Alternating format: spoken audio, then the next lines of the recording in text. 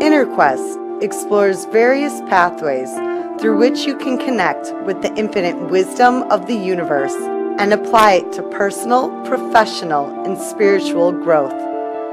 This program, featuring accomplished practitioners, educators, and authors, is provided by Infinity Foundation, an innovative center for holistic studies and research.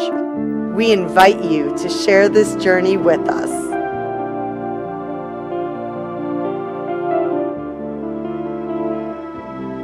Welcome to InnerQuest. My name is Jay Stone, your host for today, and our guest is Audrey Weidman. Welcome, Audrey.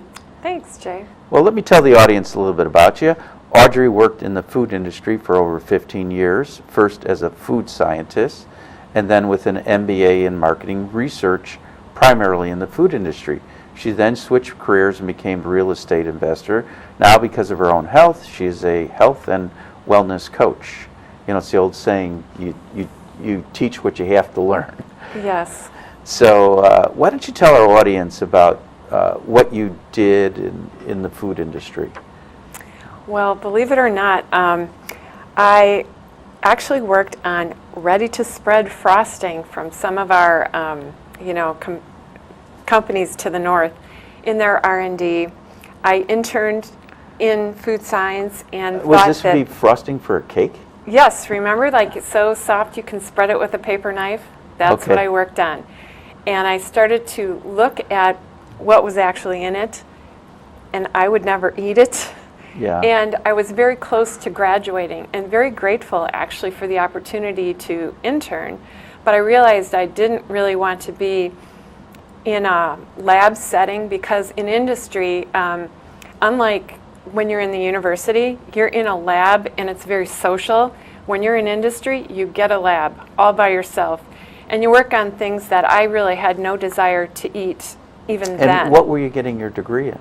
Food science, actually. Okay. Mm-hmm. And what does that education encompass? It's actually, you know what, I was actually pre-med and it had a lot of the same prerequisites and I decided I didn't want to go to medical school because it was such a long track. Mm-hmm. And so I ended up in food science because I could graduate early and get a well-paying job out of school. Yeah. Now, are you still using some of the knowledge that you learned while you were studying food science and when you worked in the food industry? I used it more so when I worked in marketing research, also for some major consumer packaged goods companies in the area. I interacted a lot with R&D and I was instrumental in setting up a lot of the taste tests and consumer reactions to copy, packaging, how it tastes, how it looks, that sort of thing. Do you ever keep in touch with any of your former co-workers and tell them what you're going into now? A little bit, yes. They have been following me, and I think it's very easy to stay in your track because your finance drive the need to have a job, and you get so busy with your family, it just is very easy to continue where you were. Mm-hmm. But I became pretty disillusioned with it after a while. And what facilitated your disillusionment? Unreasonable clients. Okay. And it was right at the time when real estate was going up, and I thought, you know what, I really enjoy, I enjoyed the house shopping process, and I thought, you know what, I can make some money doing this, and I like myself, I know how to do research, and we went into real estate pretty much full bore until the big recession, which precipitated a lot of stress, which resulted in some health concerns that I had. And you're going to tell the audience what those health concern is and how you recovered your health? Yeah. Well, the initial one is I developed an autoimmune disease and still did not really realize how important stress management was to it all, because they just wanted to treat everything with cortisone and drugs were the answer. And I think our healthcare system is really a sickness management system. But I guess my real wake-up call was about 3 years ago when I was flagged as having high cholesterol, and they said, you need to be on statins. And now my family has a very strong history of heart disease. My father died of a heart attack when I was only 20, and it goes back generations. My grandfather's... And heart disease is partially genetic? Yes, it can be. Okay. And it can also be related to diet, and also related to stress and things like that. Sure. Because the heart pumps harder and faster when we're under stress, but if a person's continually under stress, they're overtaxing the heart. Right, Okay. right. So what I did, getting this, I thought, I am not going to be my father. I am going to be there for my family. And I ended up reducing I told the doctors, I said, give me 3 months and I'm going to get my cholesterol down. Well, I got my cholesterol down by 40 points, and then I lost 12 pounds, and 9 months later, I had a heart attack, which was my second wake-up call. And were you under stress when you had that second heart attack? Yeah. That was the missing piece, because it's very easy in some regards. It's not always easy, but it was so much easier for me, at least, to control what I was eating, the supplements, and that I was taking to kind of avoid a lot of the drugs, and just create a new healthy eating style that my husband was on board with, because he too had some issues, and we became, a lot healthier together. But your mind, that is the big thing, because I was starting a new venture, and I was very disappointed at how slowly my business was growing. And I put a lot of pressure on myself. And, I guess the thing is, and I think here at Infinity Foundation, you all understand this more than most, but the harder you push, the more resistance you get, Yeah. instead of allowing and kind of going with the flow. And I never really got it until I had to. Yeah, there's a story about a master, and a potential student comes up, well, how long will it take to be a master? 10 years. He said, how about if I try hard? 15 years. How about if I really try hard? 25 years. Yes. Yeah. So what are you doing today to manage your stress? Well, every day, like virtually, I might, out of 2 days out of a month, I might miss meditation. But I start my day right with meditation and visualization. What types of meditation or visualization? Yeah, I use transcendental meditation. That's what Okay. I started with. However, I started getting more and more into, self-development, and I'm sure you might be aware of Bruce Lipton, who was the doctor actually at the University of Wisconsin Medical School, who proved that thoughts cause things to happen. Right. And But things are going on in the brain that produces thoughts. For example, a person with anxiety is more prone to focus on the negativity or predict the worst possible outcome. So, yes. So the key is to kind of develop a mantra or a vision for yourself that you want to go to that's believable to you, not some pie in the sky thing. Like if I only ever earned $15,000 a year and then said, I'm going to earn $1 million a year, you're it's unrealistic. It's unrealistic. Yeah. Yes. Okay. And so I think it was just for me, like building up more and more things. And actually, I have a really, really awesome story, because 10 days ago, I went in to see the cardiologist. And after you have a heart attack, you get a electronic signature on your EKG that shows the tissue death. It's not normal anymore. Well, in my meditation, I visualized that my EKG would be normal and that he'd look at me surprised. And that's what happened. Congratulations. Yes. I'll take a high five on that. Yes. Good job. Good job. Yeah. And so did the doctor ask you what you were doing to make that happen? Yeah, I thought it was, I was doing a lot of things holistically. I actually really, really enjoy cooking, and I do a lot of Facebook videos and YouTube videos on cooking. And what sorts of meals do you make on these videos?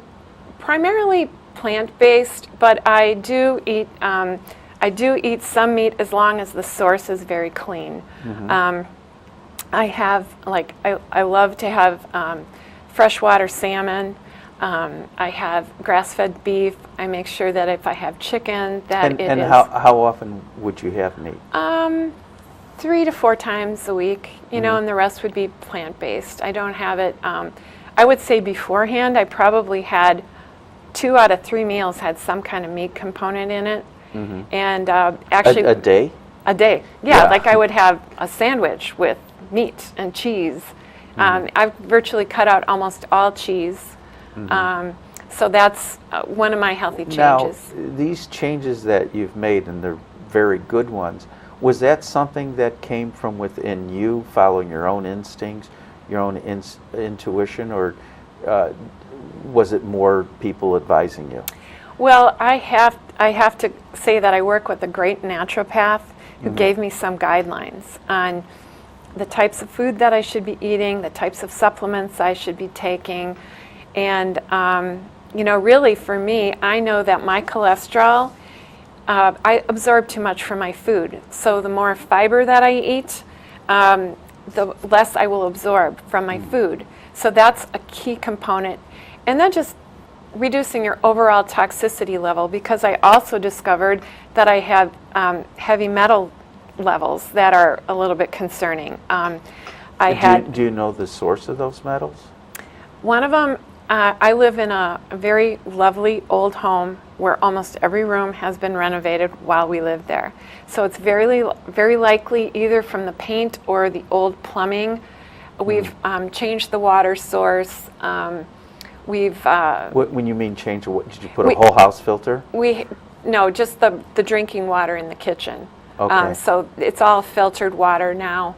Okay. That's one of the things I did, and I had 8 amalgam fillings removed, mm-hmm. which I didn't see the reason to do it because I had kind of a fear of dental work. But I'm telling you, after the heart attack, everything is a piece of cake. So it's like, if I need to do that, that's what I'm going to do. And it was great. I went to a holistic dentist to have that removed. And was this dentist in Chicago? Or? Yeah, she's in Burr Ridge. Okay. Mm-hmm. So, and have you noticed changes since you've had your fillings removed? Well, what I've mostly noticed is that I have a lot less tooth sensitivity. And, the blood work, I'm not there yet because I just finished getting them all removed. So the blood work will tell, and I have another appointment probably in November, December, like 3 months from now. And now you're counseling.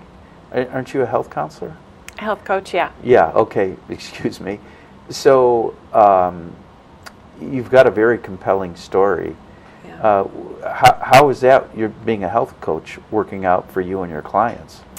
Well, it's good because I do it virtually so that most people, we utilize Facebook groups and webinars, online webinars, and we start with the mindset. And the mindset never leaves the time that they're with me mm-hmm. because the mindset is so key. I mean, I've proved it because I did everything right, but if you don't have your mindset right, things can still happen. Okay, can you define mindset for... Defining, like, what is your health goal and believing you can actually achieve it. Because we know that so many people go on diets only to go off them and then gain more weight. Yeah, the same diet 40 times. Yes. And the same results 40 times. And what I'd like to do is to create a habit of thinking healthier thoughts that you believe that you can do it, as well as adopt a healthy lifestyle. And I do that with some tools, which would include supplements. And what kind of supplements do you recommend? Well, they're I have people take a health assessment, so it's customized to what their needs are. Does that include blood work? No, it could include blood work, but that's beyond my scope. I mean, it Okay. could include that. However, it's just like based on their history. They fill out a questionnaire, and then it suggests which supplements are most important or beneficial to them. Okay. And, oh gosh. So what's next besides the supplements you're looking to change? I want to arm them with recipes that they have to taste good, because otherwise no one's going to stick with it. Right. It has to be easy to do. It has to be affordable, and you need to be able to find the ingredients. And that's all of my recipes are like that. Mm-hmm. And they're tested by me, they're tested by my family, and I would say that anytime I've brought a dish over to a gathering, and it's generally vegan, because I want to show off that I've got something that, you know, is tasty but really healthy, that it delivers, people really like it. And so what are some of the dishes that, some of the vegan dishes that have been a hit? Well, like right now is a great time for ratatouille. Ratatouille with or without eggplant, I have that as a good one. I have, I do happen to like eggplant a lot, and there's a dish that I have called peasant caviar, which has eggplant and raisins and olive oil and garlic. It's delicious. Mm-hmm. And I have a variety of bean dishes that I use. And any particular beans that are your favorite? You know what? Variety is the way to go with. I agree with you. With just about anything, because each plant has a different set of nutrients in it. And if you only have one, like for example, if you only ate spinach, spinach is awesome, but it doesn't have everything that, for example, beet greens would have, or kale romaine. or collard. Right. Yeah. So mixing up and doing a rotation is the best way to approach health. Okay. Now, you mentioned your husband before, and I think you mentioned children. Mm-hmm. And so I'd assume a lot of people you're coaching are also married with children. First of all, how's it, the changes you've gone through, impacted your family, and are the children as on board as much as your husband? Oh, they definitely are. I mean, I think when you get a health scare like that and you share the same genetics, yeah. There was a shot over my bow that they were able to observe. And, you know, for me, it was actually the death of my father at pretty much the same age. So, you know, they're at attention, and really, you know, they've really adopted this as a new healthy lifestyle for them. And do you have them, are they in the kitchen helping out as well? Whenever they're home. Now Okay. they're out of the nest, you know, but yes. They're At college? Actually, they're both, well, one's in graduate school. She's going to be a physical therapist, and the other one is out in Denver. Okay. Yeah. Which has a lot of healthy choices. Yes. Okay. And so did you try to work with your children with their mindset? You know what? I didn't have to, because they saw me. And Yeah. our place, I find preparing food to be a very meditative, sort of connecting with things that you're going to eat as just a very, just sort of soothing way. When I'm stressed out, I like to cook, actually. Mm-hmm. And it's just sort of our tradition. Even before I got sick, we always loved to cook. It was just a communal thing. Yeah. Now, I do a lot of cooking myself. Mm-hmm. And I have my favorite, you know, cooking utensils and pots and pans and pressure cookers. What are some of the staple cookware you think each kitchen should have? Well, definitely a good butcher's knife. Yeah. And a good paring knife, nice cutting board. I would say one cast iron skillet is like a must. Mm-hmm. And then the other thing I happen to really like is my Cuisinart, because I like to blend things and make chopping very easy. Yeah. And I also have a Vitamix, which is, you know, maybe I could show Sure, people. please. This is a green drink that I make that has 15 servings of fruits and vegetables. So if you were not going to eat healthy the rest of the day, this is an awesome way to start out. And it has, I put it in my Vitamix blender. There is a ton of spinach and kale in here, blueberries, bananas, I think kiwi. And how does it taste? It tastes really good. Do you want to try some? Yeah, but I'm going to do it afterwards. I don't even think we have a glass. Okay. I don't want to sip out of it, but honestly, I will try it. Okay. And then I also juice. This is a beet, carrot, apple juice with some ginger. And juicing is a really great way to also consume a lot of the enzymes that are in the food that help with digestion. And it's so readily absorbed. It's easy to do this first thing in the morning or on an empty stomach to really get the full benefit. Can I try that too after the Yes. show? Okay. Yes. And what about organic or the source of the vegetables that you're going to be juicing? You want to say a few words on that? Yeah, organic whenever possible, but if that's not realistic or in your budget, there is the Environmental Working Group has put together a list of the Dirty Dozen and the Clean 15. I always buy organic if it's the Dirty Dozen. And there are a list of things. Do you know what some of the Dirty Dozen are? I think I know all of them. Okay. I used to keep it in my wallet when I'd go shopping, but it's things like, believe it or not, potatoes. And then most leafy greens, including kale and spinach, which we're told to eat so much of. Apples, pears, peaches, nectarines. Can't remember them all right now, but okay. But you've done well, and people can look up the Dirty Dozen or what the top 12 foods to avoid. Right, as far as pesticide load. Yeah, and then and also there's some fish on there that I believe that are like high in mercury. Yeah, the bigger the fish, the more you want to avoid it. If it's a fish that eats other fish, like tuna or mackerel or I can't remember because pretty much I eat cod and salmon. Anchovies are also really good. Sardines, small little fish, those are good. And I think they're high in protein and calcium. Yeah, and high in omega-3s, especially if they're wild caught. I feed the anchovies to my chickens. They love it. They can't, but they just can't have oil and salt. Oh, Yeah. Great. So what are the types of illnesses or problems that clients come to you? A lot of them just have like a weight loss goal that they have, or maybe they're shooting for a marathon, or they know they might have gotten their little warning call where their A1C was high, they're pre-diabetic and they need to manage things. So it doesn't just have to be heart health. Like what's good for heart health is also good for, just about anybody, really.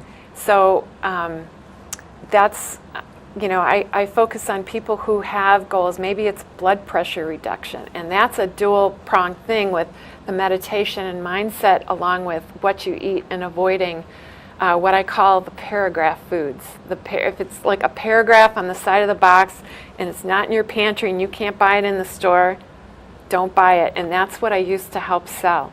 Yeah, and the way I would say it, the larger the ingredients, the more likely it's unhealthy to That's consume. Right. Okay.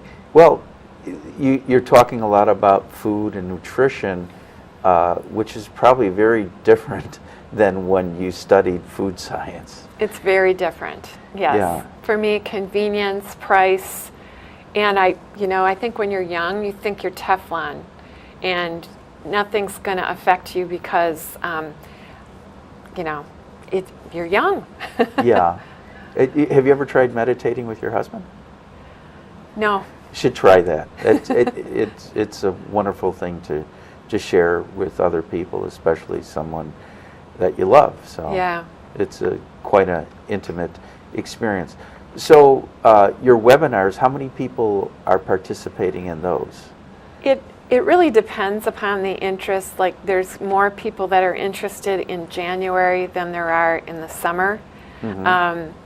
So it depends, but with the webinar you can scale to it, but I don't want to have more than 30 people because I want to be sure I can touch back with each person, because we go through like an exercise to help them find and hone in on a mantra. And I just want to be sure we get that part right, and give people individual attention as well as So you're do the teaching thing. meditation as part of the... Not meditation. Well, I'm teaching them the mantra, and even if it's like mantras can work very easily in if you keep repeating them and you believe them. Like I have Post-it notes that I put in places where I go daily, like my makeup container. I open up my sock drawer, there's the Post-it note. On my computer, in my purse, different places that I can see it, and it's like, oh yes, and when you finally feel comfortable with that, you might decide to move on to the next one. Mm-hmm. Okay. So. And where these people that are joining the webinars, where are they from? Mainly from the cities, the suburbs, rural communities, outside of this country? They're not outside of this country yet, but they tend to be in the United States. I have some on the West Coast. A lot of them actually know me, so they tend to be around here or people that I've known, but I'm not... How do you meet these people? Like, do you go speak or teach or anything? I speak, and I go to networking events too. Okay. Yeah. All right. And exercise. Do you think exercise is important for health and wellness?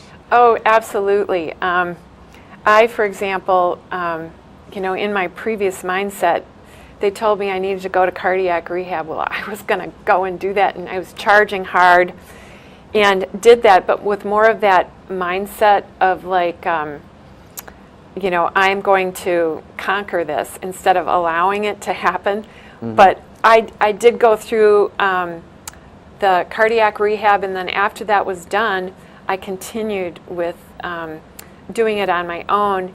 And then I had practiced yoga before, and I was really, really missing it, but I was told by my doctors I can't put my head below my heart because it would create too much pressure. Yeah. And so I then discovered yin yoga, and I do like regularly. I have a dog that is my walking companion. We go everywhere.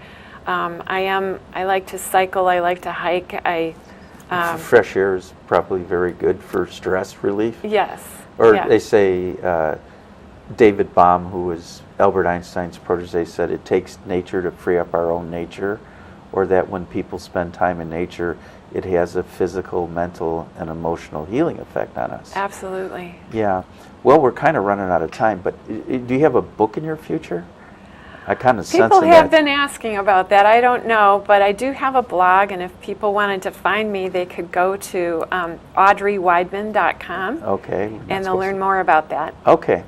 Well, I'll give you 20, 30 seconds just to say whatever it is you like.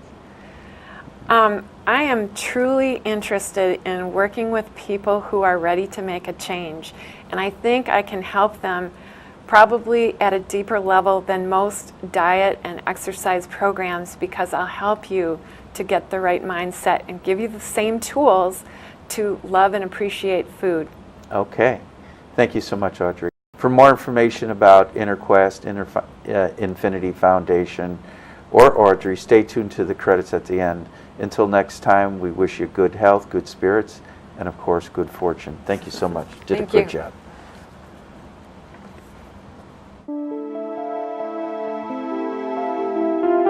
For more information about this show, our guest, Infinity Foundation, or any of our other programs, please visit our website, infinityfoundation.org, or call us at 847-831-8828.